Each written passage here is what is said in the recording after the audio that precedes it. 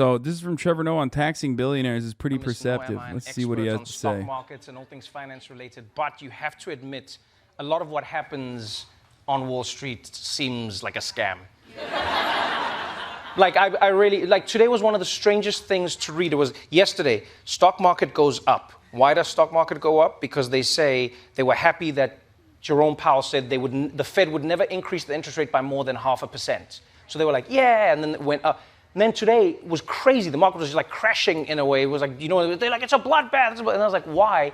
And they're like, oh, because they misinterpreted what he said. And then it's like, wait. First of all, how does that happen?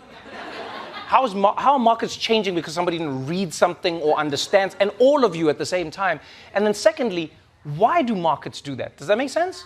Like, that's something where I was like, why do markets have the ability to do that? Why it's like jumping in fortunes, then going down, and then, like all of it. This is like a scammy nature to the whole thing. And I think they've tricked everyone into going like, no, it's the economy. It's for you. It's for you. All of good economy, good for you. And you're like, is it though? For everyone, it's like, yes, good for you. And I get it for, like, you know, people's retirement, and I get it for 401ks, and I understand those aspects of it. But I've realized there's so many things that are like designed in such a slick, scammy way. Like the Elon Musk Twitter thing is one of the best examples, right? People argue that you cannot tax billionaires on the shares that they hold in a company because it is an unrealized gain, right? So they go like, yeah, you're worth 300 billion, but we can't tax you on those stocks because you haven't sold the shares, so you don't like have the money, right? But you're worth the money, but you don't have the money. And I understand the argument. They go like, no, you don't have it. It's just what it's worth, because it could also crash, and then you have nothing, so we can't tax you on it. Then I'm like, okay, I understand that. So you can't tax the people on a thing because they don't have it. It's just there. Okay, fine. Then Elon Musk offers to buy Twitter, right? He offers to buy it, and then he says, in his offer, he goes, I'm putting up my Tesla stock as collateral. Then I'm like, so you do have it?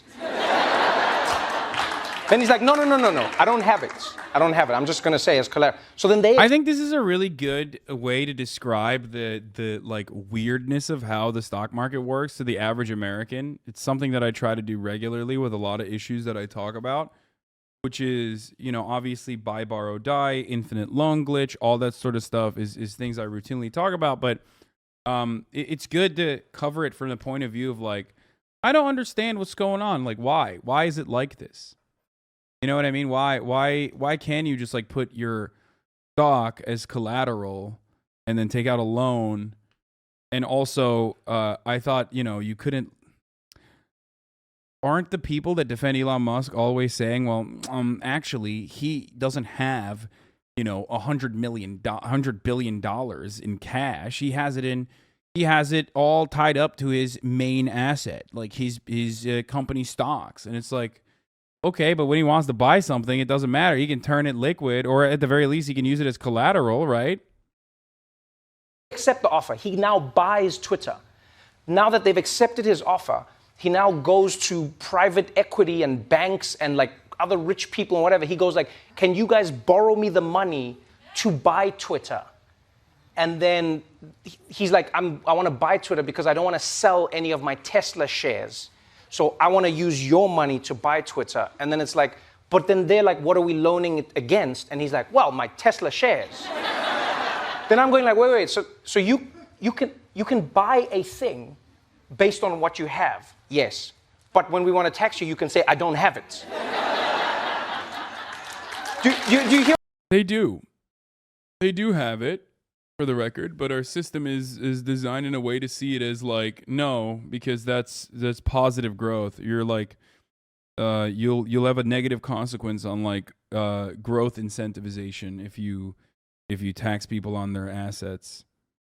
And that is, of course, silly. Like, you pay property taxes, right, on your house, and there's a system in place that, you know, mathematically calculates the growth of your asset in certain places and like how much it should cost. And the average American citizen has to liquidate in certain instances if they have to pay taxes, right? But not when you're a billionaire.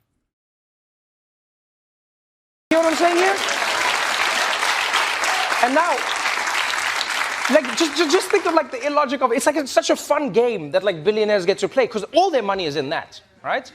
Like if you earn your money as a salary, that your money just gets taxed. That's it. You can't be like the IRS comes and you can't be like, I don't have that money. You can't be like, that money's in the bank. I don't have that money. What money? It's in the bank. Only when I take it out, then you can tax me. For now, it's in the bank, IRS. No, IRS is like, don't worry, we've got your PIN number. We'll handle this. Right? But then if you have billions in shares, you can then use that as money to then get more money, but not get taxed on any money because you don't have money. And now, I'm not saying that you should tax people based on an unrealized gain, because I understand for a market and an economy that might be crazy. But I am saying it seems to me that you then shouldn't be able to use a thing that's... When people understand that they only tax the gains on your assets and not the assets themselves, collateral can get liquidated too. Okay. Should. Unrealized as collateral for a market and an economy that might be crazy. But I am saying it seems to me that you then shouldn't be able to use a thing that's unrealized as collateral. Literally sold the shares to buy Twitter. He's going to pay taxes on that sale. He didn't sell all of his shares. He sold 3 billion. He bought Twitter for 43 billion. So no, in an effort to, if you think he sold all of, 43 billion worth of shares in an effort to purchase Twitter, you're out of your mind. Did he sell 10 billion total? I thought this specific round was 3 billion. Sell or use those shares as collateral for a loan? How are loans actually payback to not lose shares from your collateral? He borrowed more than half of the money. Super follower, why do that? You could have issued convertible debentures instead and waited until Q4 to sell anything you plan to sell. Seems like bad financial planning. Honest. Would it not be fair to just tax the loan? You can't tax the debt. I'm a fan of taxing debt too. I don't give a fuck, but only exclusively to destroy the financial system as it exists. But what do you mean?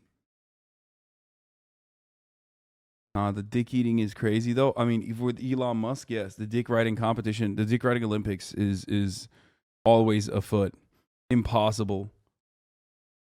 We already tax unrealized gains in the form of property taxes on houses. This is the largest asset most Americans own. So surely we can set up a similar system with stocks.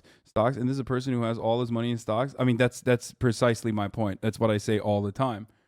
That is exactly what I'm saying.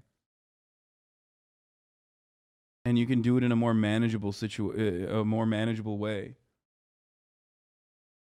Oh yeah, this was fun. I retweeted this as well. But yeah, Elon Musk avoided that horrible San Francisco, California traffic by using his private jet. But of course, he is personally saving the planet. That was great. That was wonderful when people are like, it's up to us. Just like me, loves private jet. Loves private jetting.